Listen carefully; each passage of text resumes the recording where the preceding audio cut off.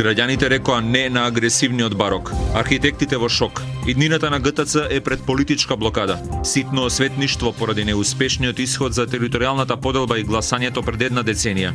Како и кој ќе ги мотивира граѓаните за референдумот за името и спорот со Грција?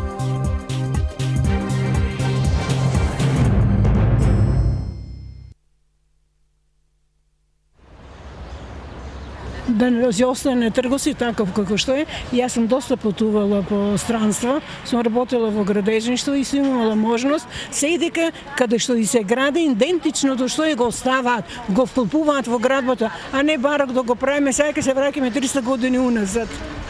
Сме и плюс ова трговскиот центар го стручњака проектирал госпожата е проектант. Бетон го изведуваше, да. Еден од проектантите. И има во трговски, кога ќе влезеш ваздухот, кога е најголемата жештина, не е центар, таму одиме се ладиме. Па дуќани, па чекај, има дуќани денеска и сега дека веќе овдека ги отварат, ги затварат дуќаните. Таква е сега трговијата. Знаете што граѓаните гласат, не ќе да го употребам другиот збор, не граѓани.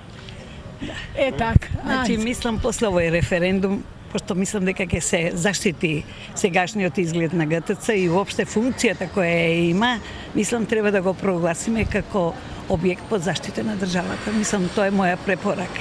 Ја имам една плата дадено доброволно за изградба на тој трговски центар. И сакам мојата плата да остане онаква како што сум ја дал. Жико Поповски ми е колега и не би можел другојаче да гласам. Треба да остане трговскиот центар. Тоа што другото го изменја е штета за градот.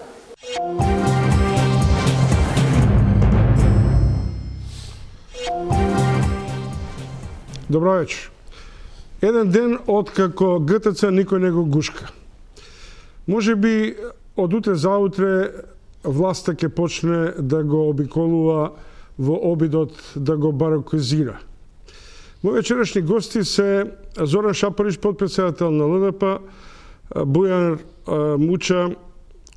Муча, архитект, Дарко Алексов, невладината Мост и Никола Писарев, граѓански активист, еден од луѓето кои беше приврзаник на идејата да успее референдумот. Прашањето на успехот на референдумот ја подели и медиумската јавност. За едни тоа е победа на граѓанскиот и урбаниот карактер на центар пред агресивноста на македонската власт за комплетниот обид за воведување на барокот како стил во скопската архитектура.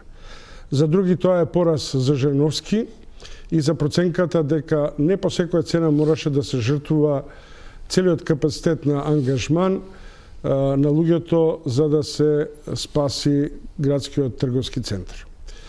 Во секој случај има една константа во сите овие обиди за референдум до овој така наречениот центар.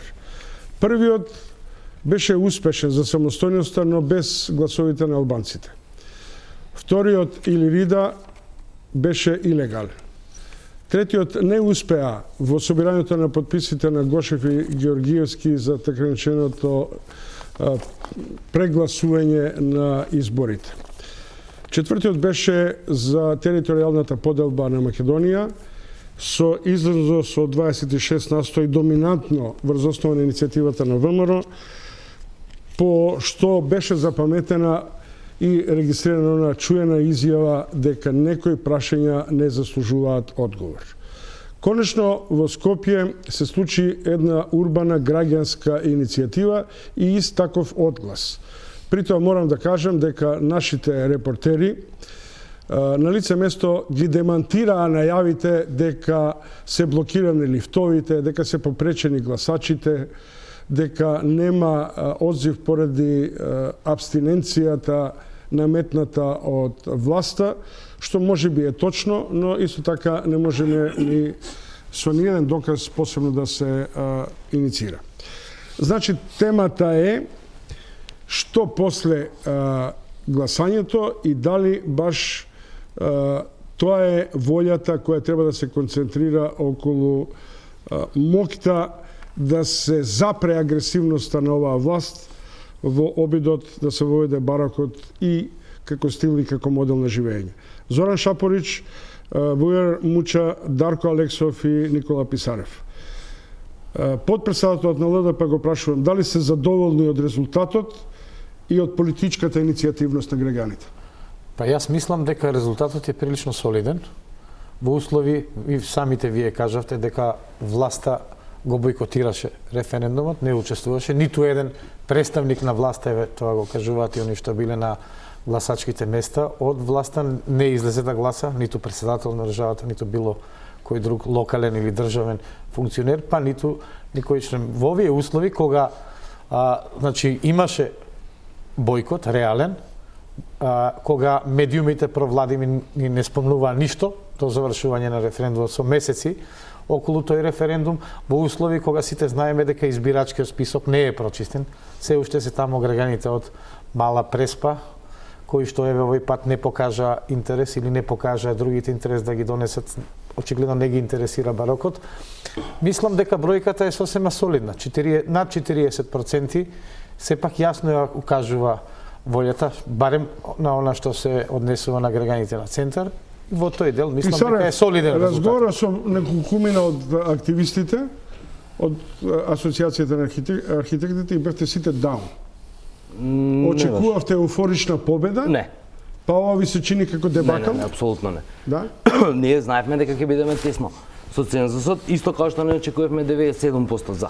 Тие две работи треба да ги знаеме. Не очекувавме толкава поддршка за очувување на автентичноста, 97%, тоа е неверојатно нешто, ја не знам некој друг резултат да направил такво нешто, исто како што бевме цело време на тоа дали ќе достигнеме цензус или не, во ситуација на многу активен бојкот. Пазите, максималниот живот на било кој промотивен материјал на ГТЦ ставен на јавен простор беше 45 минути. Ја снема спреови црни во Скопје од активистите на ВМРО купени од УМС, МУМС, ги видовме писмата, видовме сето тоа. 45 минути највише живееше било кој промотивен материјал за ГТЦ во јавен простор. Постерите беа нон-стоп кинати, тоа е за референдум релативно добар начин на информирање на граѓаните. Не имавме проблем да ги информираме луѓето. Се создаде привид дека и ова има некаква нелегалност. Дека се прави притисок, дека лифтови не работат, дека гласачите не може да излезат. Сега одеднаш уште ни е и мана што ги нема гласачите од пустец. Каков е вашиот впечаток? Како се одвива целата процедура на гласањето? Колкав е тоа израз на новиот демократски капацитет? Прво да кажеме дека сето оваа работа се случи од денот на носење на одлуката и распишување на референдумот од страна на Советот на општина Центар, па до денот на одржување во 25 дена. Тоа е долниот лимит. Од 25 до 45 дена е лимитот да се одржи референдумот. На 25 дена да се срочат сите дејствија, се збориме, нели, практично. Не зборам сега за закони, не зборам за ништо друго. Е многу тешко и напорно. Поради тоа, еве еден од проблемите е и немањето можности и време да се направи обука на избирачките одбори.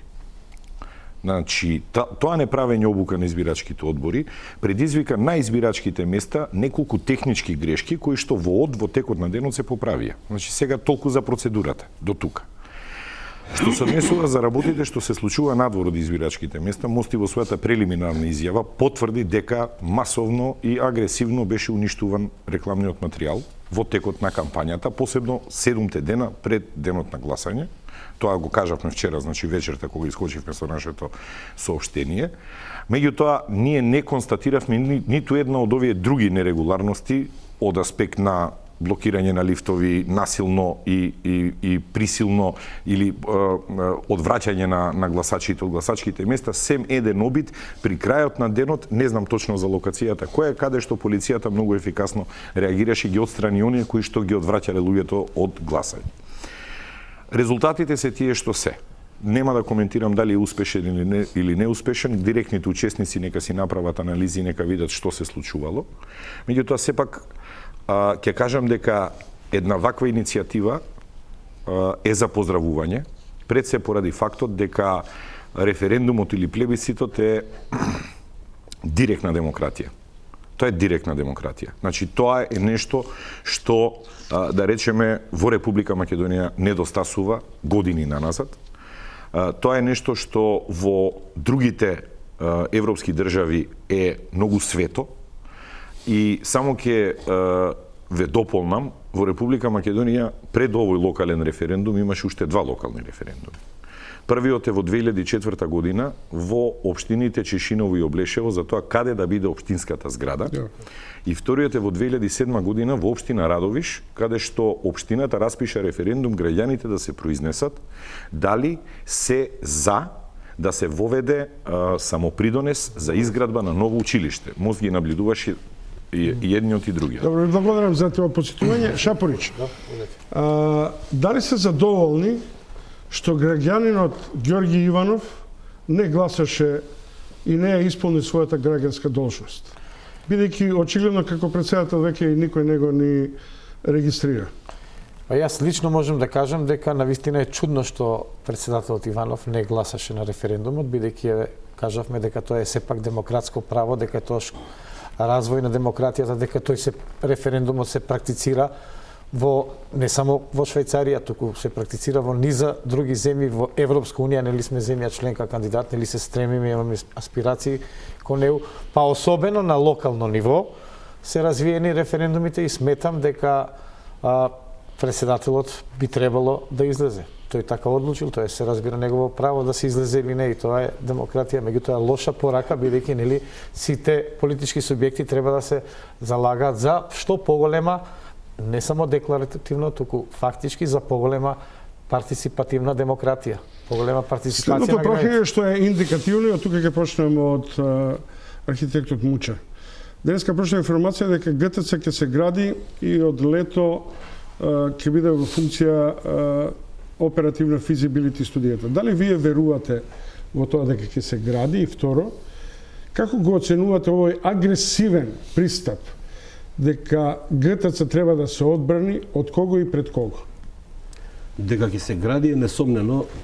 Јас сум искрено изненаден кога излегува оние први рендери и прикази за тоа како треба да изгледа Скопје. Со колегите се шегувавме на таа тема дека можда нешто ќе започне, па као и секогаш ништо нема да се доврши, меѓутоа ги надмина и неоптимистичките очекувања. Мислам дека како програма, као последна четвртина од заокружување на она што е Скопје 14, тоа сигурно ќе се изгради. И мислам дека било кој фамозен, спектакуларен резултат на референдумот про прашањето, естетско референдумско прашање, немаше да значи ништо во однос на тоа дека ќе се гради. Второто прашање беше околу гушкањето и отпорот до тоа да се присвојува ГТЦ во име и за сметка. Јас ќе кажам од мој личен аспект, ја не сум некој фан на ГТЦ, не мислам дека тоа ремек дело. Мислам дека е дел од архитектонската историја на градот, многу солиден објект, меѓутоа пред се, јас отидов на гласање, јас сум од Центар и со генерации, еден дел од семејството ми е од Центар и имав потреба да гласам за референдумот, меѓутоа референдумот постави прашање дали се задржи автентичноста. Тоа ме потсеќа на еден многу долг период пред ова владеачка гарнитура, дојде кога се остана автентично. Сите тревнати површини во Скопје имаше шанса да се изградат во милиарда стилови и во модерни и така натака, меѓутоа не се мрдна со прст. И се даде шанса на оваа гарнитура па да изгради се одеднаш. Трговски нема тоалети. Трговски има промаја, Трговски е енергетски неефикасен објект. Трговски има една многу убава да речеме тангента која спојува плоштадот со излезот кон мостот кој што води кон Министерството на дворешни работи, и тоа треба да се сочува. Добро, барокот како стил на 17-тиот век и малку подосна и рококото во Германија некако е заседнато. Меѓутоа и германците Рајхстагот го пресоблекоа еднократно со ремек делото на неговиот возобновител, познатиот архитект. Меѓутоа не отидоа во варијантата да го вратат рококо во Берлин, на начин на кој ние барокот го враќаме на голема врата во Скопје. Ние не го враќаме барокот, ние барок не сме имале. Барокот не е само архитектонски стил. Барокот е уметнички правец и филозофски правец. Несреќата што имаме ние архитектите е дека само ние сме овде повикани да се вратиме историски наназад, па дури на нешто што нам како народи овде со византиска провинција не ни припаѓа воопшто. Значи ние не знаеме ништо од барокот. Во нашиот запис, во нашето вретено на ДНК-то нема барок. Што да враќаме? Никогаш овде немало барок. Кој што сака нека каже, барокот го нема местото на овие балкански и византиски простори. Ви се чини ли ова логично дека Многу е логично, ние го имаме тој византиски стил. Имаме керамопластика, имаме тула како градежен материјал. Дека е неокласицизам. Имаме керамида. Со и тоа го немаме. И тоа го немаме. Ние немаме ништо да поврземе назад. Ние ставаме нешто вештачки, импутираме некакви силикони во градот, а тоа што многу друга битна работа, тоа е злоупотреба на јавниот простор што се направи со 2014, многу тешка злоупотреба. Некои простори биле оставени со генерации за да служат за следните генерации. Никој не даде за право, не можеше да се земе за право во последните 4-5 години да земи да ги злоупотреби сите празни ливачиња, полјанчиња и се друго за да изгради, па уште помалку да изгради барокни згради. Денеска се оди под земја, ние не одиме над земја. Ние направивме барокни катни гаражи, што тешка глупост во време кога во урбаниот простор се оди 20 метра под земја за да се паркираат колите, се носат улиците под земја, ние ставаме барокни катни гаражи. Значи правиме украси. Градов го направивме како новогодишна елка. Муча па Шапорич. Ви изгледава логично? Да, изгледа логично. Меѓутоа, ја повторно ќе се вратам. Не се сложувам со тоа дека некој претходно ги оставил празните плацеви за идните генерации. Не, поминаа неколку генерации, кои што се сега минати, ништо не се градеше. Немаше потреба да се гради на площадот. На главниот площад немаше потреба да се гради. Никаква многу е мал. Добро, Шапорич. Јас само ќе го спомнам примерот со Загреб и со Љубљана. Љубљана секоја година, а по површина е 2,5 пати помала од Скопје, има 40 хектари гради нови паркови, не зелени површини и 12.000 дрва, големи дрва, не садници. Можете да замислите што значи тоа. Сега, Загреб, ако тргнете од тргот, што кажува и колегата, порано Трг Република, сега Бан Јелачиш, до железничка станица, имате 3 километри во самиот центар со километар ширина, немате ништо изградено, има две, дали се од 17 или 18 век згради, театарот и уште една, и начисто не е така дека секаде баш центарот треба. Па ако земете и Белград и Софија, па дури и Тирана каде што имате во центарот, не се чеп баш така лесно. Кај нас веќе се уништува масовно зеленило, значи оставен е плац, се да биде да немаме ни едно празно место. Ништо се не се гради под земја, масовно се уништува зеленило, масовно едноставно не може да дише градот. Не само од Скопје 2014, но еве сега за него зборуваме тој проект. Дарко, кај живееш ти? Јас во Бардовци. Само ја забавам. Сега ли сите патишта во това? Значи, си среќен што не го гледаш барокот. Како индивидуално, како граѓанин го доживуваш овој агресивен пристап? Вокацијата не ми изгради, да речеме, вкусови и не ме подкова со вакви факти за да можам да се вклучам јавно, мислам, активно во ваков тип на дебата.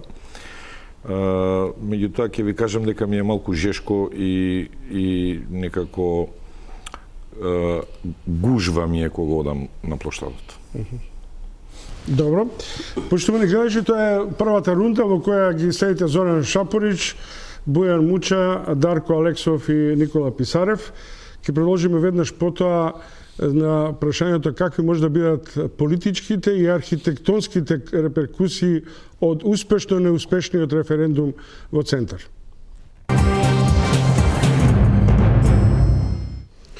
Шапорич, Муча, Алексов, Писарев. Ден после референдумот во Скопје, перспективи и излезни решенија. При тоа подсетувам дека граѓаните на Штутгарт водеа крвава битка да се сочува старата железничка станица. Архитект Муча, Дали референдумот на одреден начин, вклучувајќи и тоа гушкање и целата кампања, беше на одреден начин јавна расправа за одредени архитектонски решенија кои се на сцена, кои треба да бидат, тоа што инаку ниту професионалните асоциации, ниту вие како архитекти се одваживте по првиот налет на поставувањето на барок да се и на Александар и така натаму да се одважите да излезете со јасни и прецизни своји погледи, па дури да бидат и различни.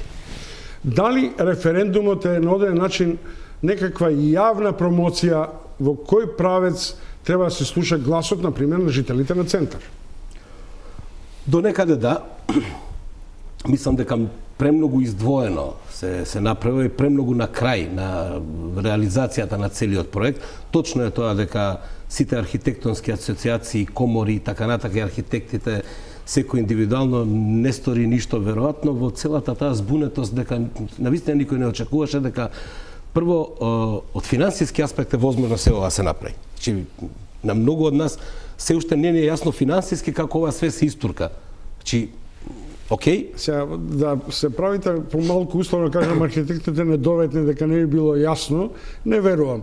Затоа што ако ништо друго бар сте лукративни и знаете колку се заработува тоа. Не. Реално мислам дека македонскиот буџет нема толку пари да го изгради се во ова, а при тоа се грижи за културата, за одбраната, за внатрешните работи, полиција и сите други аспекти, здравство и така натака. Значи, тука мислевме, окей, ова е некоја луда идеја која што не може да се соберат пари за таа работа. Меѓутоа, ете парите од некаде се собраа. Има две подпрашања.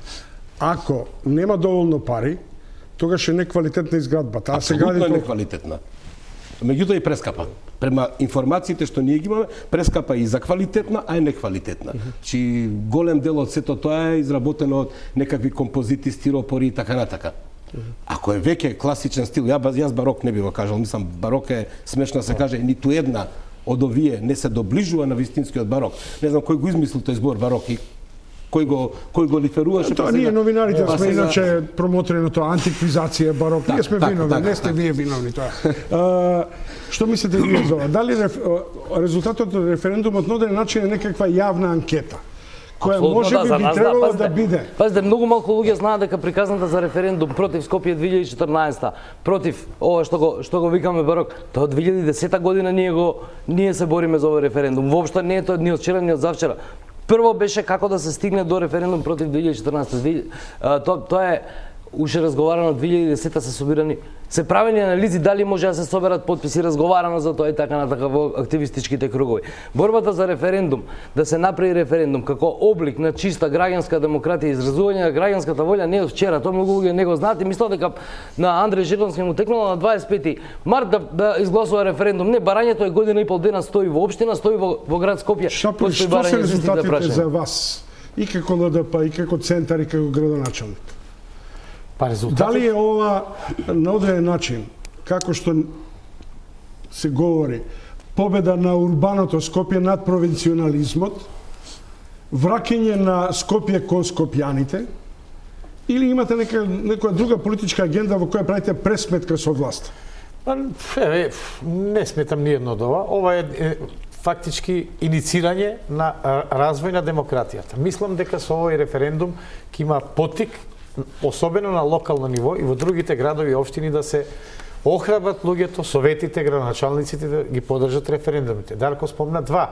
Имаше и претходно 5-6 референдума, навистина тоа е малку за 25 години, зборуваме за на локално ниво и мислам дека и законот треба да ги олесни условите за стекнување за распишување, да се намали и цензусот да се намали. Јас ви кажав, во САД таму на државно ниво, секоја држава си го редува, сум присуствувал во САД во еден град каде што за воведување на додатен локален данок од 1% излегува 17%. Од тие малку повеќе од, значи околу 8% и нешто 8,5% воведува данок за сите граѓани. За наши услови мислам само ова дека е доволно да се намали цензусот на 30%. Лично мое мислење. Која е политичката поента? Ве прашувам како потписател на ЛДП. Па политичката поента беше дека граѓаните кажа дека не се согласуваат со политиките околу неокласицизмот и јас се согласувам бидејќи така зборуваат архитектите, дека тоа не е барок.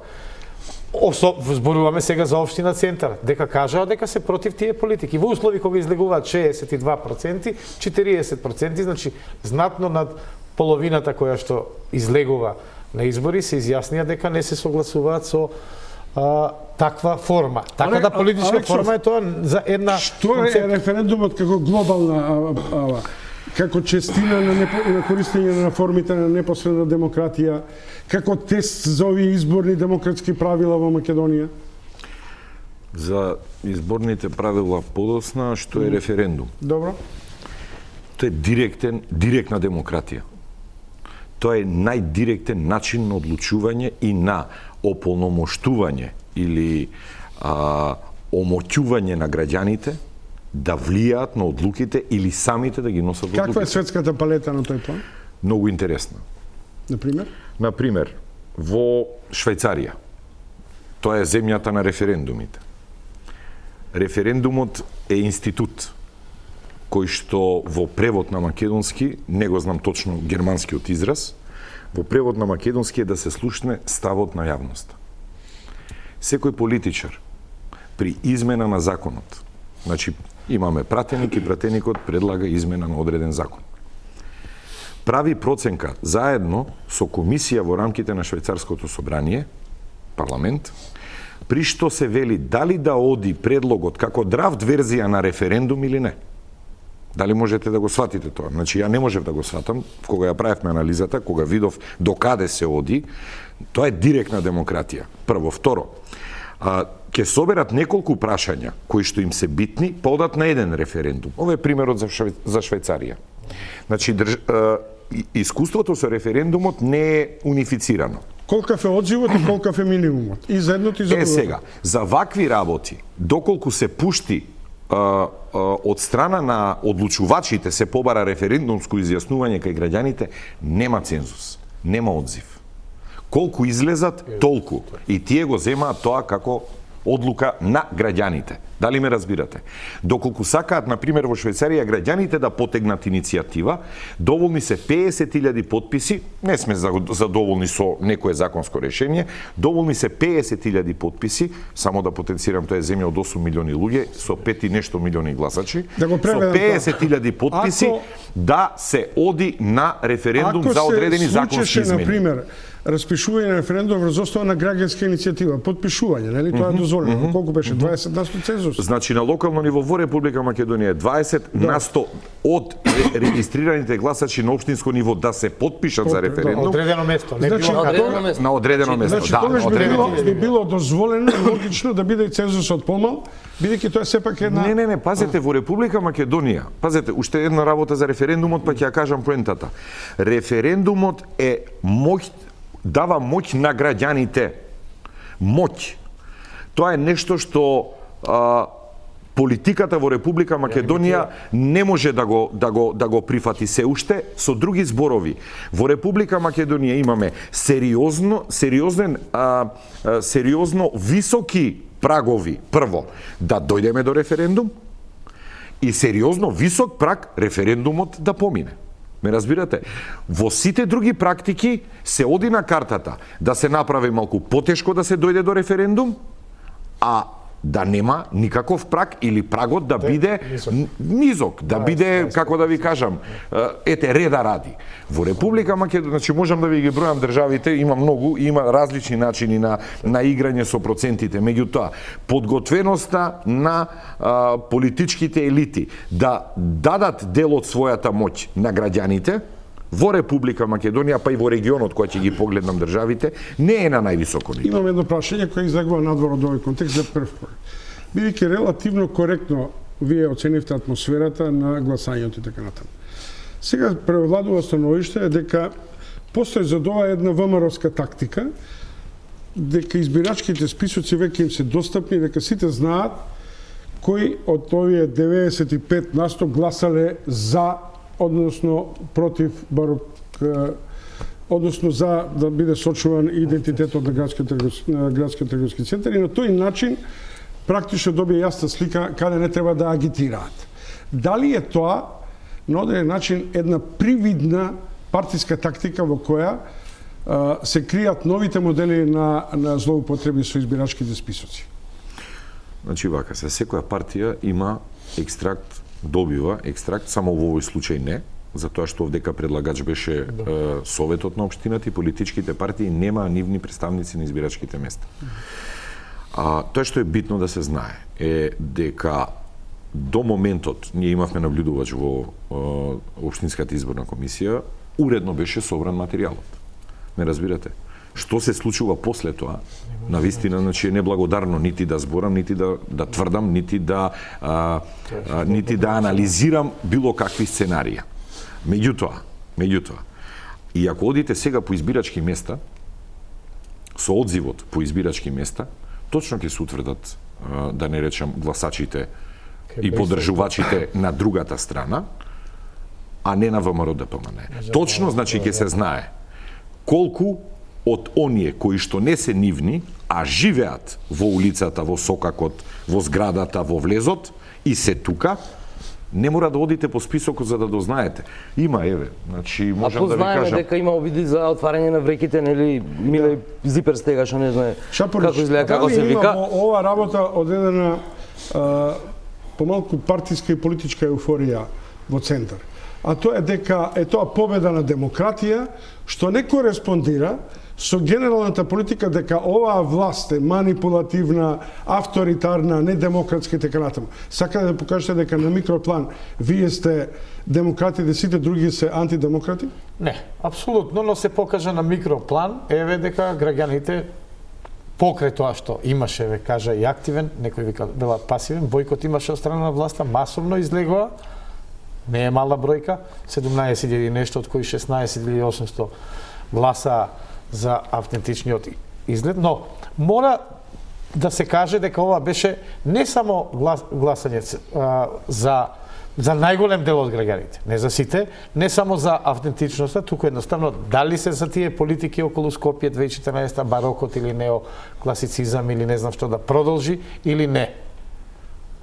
И очигледни, ние имавме од една страна бойкот, да речеме, така да не имаше само една страна. Не може да се зборува за победници, бидејќи се знаеше дека фактички тие што излегле, тие ќе гласат најголем дел. Јас мислев дури 99, само секунда. А немаше концепт, два концепта, па да се каже еве сега колку е успешен и да се види дали е еуфорија или не. Значи немаше судира два концепта. Дека третираме последици. Еден концепт имаш. Значи ова се последици. Да. Вистинскиот проблем и конкретно решение на истиот е тоа што го кажав пред малку. Или да се направи покомплицирана процедурата да дојдеме до референдум, а референдумот да не е обременет со никаков цензус, затоа што рачунајте сега ако немаше цензус. Дали ќе разговаравме воопшто за еве како што рекла бойкот и едно друго трето. Господинот Муча вели дека и да бил позитивен, односно во прилог да остане, дека ГТЦ ќе се пресоблечи, дека ќе се затвори. Практично мислам дека има една светска не е баш така, не е баш така едноставно. Не е баш така едноставно, затоа што ако дојде облигаторна е одлуката од референдумот, значи не може тоа туку така некој на своја рака да го прави. И тоа е поентата на референдумот. Ме разбирате? Значи не може ако мнозинството од тие што излегле, ако изгласаат дека треба да си го задржи автентичниот изглед, не може некој да дојде да го смени автентичниот изглед. Дали ме разбирате? Символично да, меѓутоа ГТЦ не припаѓа само на жителите на општина Центар, припаѓа на цел град Скопје, всушност припаѓа на Република Македонија, е имот на Република Македонија во владение на јавното претпријатие. Што значи дека законски нема пречка да се пресоблече. Така се изменети во меѓувреме законите. Не можеме да се сложиме се со тоа. Ама збориме за имот, една работа е чифен и жив имот. И јас имам имот. Во тој беше едно време градски Македонија, ама немам право да одлучувам за нивните дупови, а имам имот. Плаќам данок и се до тоа, значи тоа кој кај има таа приказна, ајде сега граден од солидарен фонд. Не ве сваќам погрешно. Не ве сваќам погрешно. Многу често таа приказна искача имот е на граѓаните на Македонија, па имат не. Визурата е на територија на општина Центар, таа општина има право да го уредува собствениот простор. Не го третирам Центар како момент, само зборам што дека имот никој не го спори. Од референдумот. Одлуката е така. Да, прашањето беше зашто јас мислам дека генерално се гради. прашањето е дали ќе се гради Затоа што овој референдум опфаќа еден број на граѓани кои што припаѓаат само на една општина и победата на овој референдум што е несомнена за мене, затоа што ако 40% излезност за естетско прашање, повторно ќе кажам, 97% одговориле про прашањето, овој референдум е успешен. Во општина Центар никогаш не изгледа повеќе од 70% од избирачите за било што. Додајте ги сите да се против, повторно е успешен. Он е успешен. Зашто не излегле овие? И дали овие 40 само оние што се во главите своји инструирани да бидат про? Не знам ја тоа. Таква статистика не може да се добие. Може би гласале 40% рандом луѓе. Само еден момент, да го абстрахираме барокот, например, како што е тенденцијата? Зошто има потреба да се затвара трговскиот центар во инаку светската тенденција на молови? Затоа што ова што се случува во Скопје, бидејќи во Скопје се случува реално, не се случува во Македонија во други градови, не е резултат на тенденција, резултат е на идеја на една група на луѓе поддржана од петорица архитекти полтрони. Вие ме прашавте архитектите што прават. Ниеден архитект надвор од она што е задача не седнал од Кејв да направи проект во македонски академски стил или не знам како да го наречам тоа. Охридска школа, например. Да. Значи, сите овие дела се нарачки на државата, изработени секојаш од истите 5 архитекти. Не ви е срамота за колегите да викате дека се полтрони? Па ти исто вела за вас дека сте полтрони. Односно за оние за кои го поддржуваат барокот. Јас не велам дека они треба се срамат од тоа. Јас кажам, ако последователно истите 5 луѓе во период од не знам колку години ги прават истите објекти, тогаш нешто не е во ред. И на јавните овие конкурси истите луѓе добиваат што уште повеќе, значи не се само нарачки. Имаше за факултет за физичко. Ставот на Либерално-демократската партија е да се намали цензусот, а да се размисли за овај на кој начин да се дојде до тоа. Некаде околу 30%, значи под она 40% што е доволен за избор на председател, и дека со тоа ќе се збогати демократското милие во Република Македонија, а исто така ние во склоп на ова се залагаме веќе одамна, веројатно и вие, но и Дарко го знае, прва политичка партија сме за отворени листи. Да, оставите ги отворите листи, ќе ги оставиме. Отварате една прашање на намален цензус. Да. И тоа може да биде атрактивно за градски трговски центар. Но не само за градски, за се друго. Прашањето е, за тоа после рекламите, што ако се решава за така наречени национални прашања, што инаку ни престојат за решавање на референдум.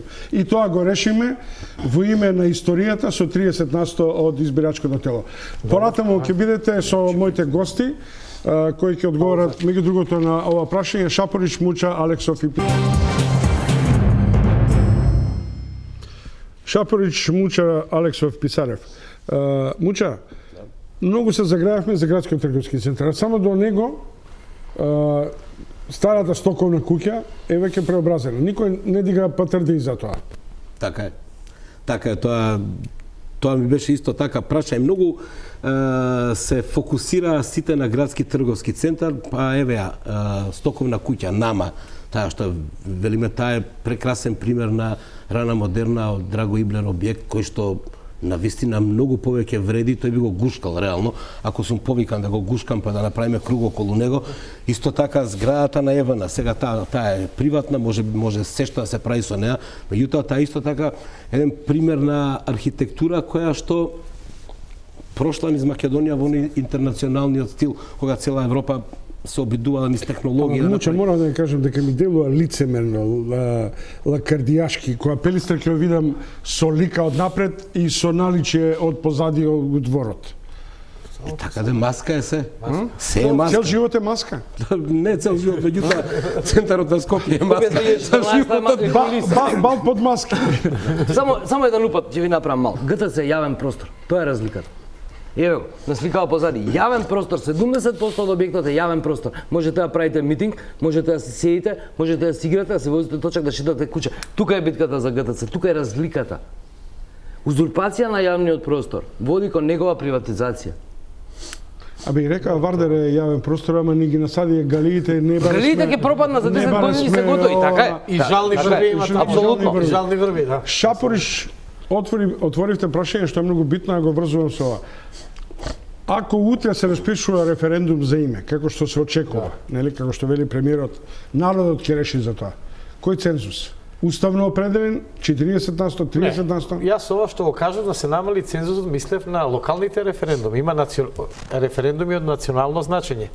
Значи ова што го зборуваш и Дарко и некои други, дека има разни видови. Значи, очигледно е дека прво законот за референдум треба да се допрецизира. Да се олесни за одредени прашања и пристап до референдумот. За името одговорите. За името треба да си остане ова решение, ако дојде до тоа. Јас лично не верувам дека скоро ќе дојде. Инаку познати, нема што да повторам, став на сите политички субјекти е дека народот ќе решава, не само на ВМРО. Ќе се намали или ќе се зголеми цензусот? Или ќе остане овој 50%? Меѓународната практика кажува дека сето она што произлегува од уставот и уставна категорија и согласно истото мора да оди на плебисцит е 50%. Значи, дури и Швајцарија за одредени работи мора да има 50% плюс 1, дури во Швајцарија има и дупли значи цензус. Покрај 50% од вкупниот број на регистрирани гласачи во државата за одредени работи мора и 50% од кантоните да гласаат за. Пазете. Тоа значи дека кога е национално прашање, кога е интересот од национален карактер, а името дури е и прецизирано дека мора на референдум да се менува и се друго што произлегува од таму, јас не верувам дека ќе најдеме некоја основа по која што ќе можеме да го спуштиме од 50% доле. А и во скоро време не верувам дека ќе дојде до таков референдум. Нема барем најави никакви. Тоа се зборува 10 години, народот ќе решава, меѓутоа очигледно не е на повид, некој е блиско решавање, барем така изгледа. А очекувате, например, дека Груевски ќе го изнесе народот да гласа на референдум, како што сега прави притисок да не излезат за одредени прашања? Јас мислам дека референдум нема скоро да има, кажав. Ако дојде до тоа сите кажуваат, и Груевски и другите, дека ако дојде до некое прифатливо решение, дека народот, граѓаните ќе решаваат. Но не ми изгледа мене лично дека наскоро ќе дојде. Јавно ќе говорам дека сме за референдум, тајно по комитетите ќе велам не излегувајте на референдум. Не знам, тоа е Понти Пилат. Добро. Тоа е Понти Пилат. Ке си ги измијам рацете, народот одлучи. Ако народот одлучува за све, дајте све ќе да решаваме на референдум. За национален референдум 50 за ова 40, 30, 20, ќе ги распоредиме процентите, налет нека нема партии, ќе живееме у полуанархија со некакви закони. Зашто ни се партиите? За да ни направат тоа, нека излезат со јасни ставови, со јасни предлози, со све. Па после нека бараат акламација. Ама сите политички партии нека излезат. Не субјекти, партии. Муче, вие сте индиферентен како експерт на овие национални... Затоа викам, прво информација. Не знаем. Па и не сум многу, не. Не. Добро. Поштовани гледачи, тоа беше дебата ден после референдумот во Скопје. Се разбира без претензии да објасниме се што може да има како последица. Би очекувале евентуална продолжување на агресивната политика на оваа власт сепак да го затвори ГТЦ, но истовремено тоа мислам дека би било нереспектирање на значаен дел на гласовите на урбаниот дел од Скопје и во центар. Мои вечерашни гости беа Зоран Шапорич, Буер Мучај, Дарко Алексов и Никола Писаров. Ви благодарам. Утре сте со Снежана Лупевска Суза.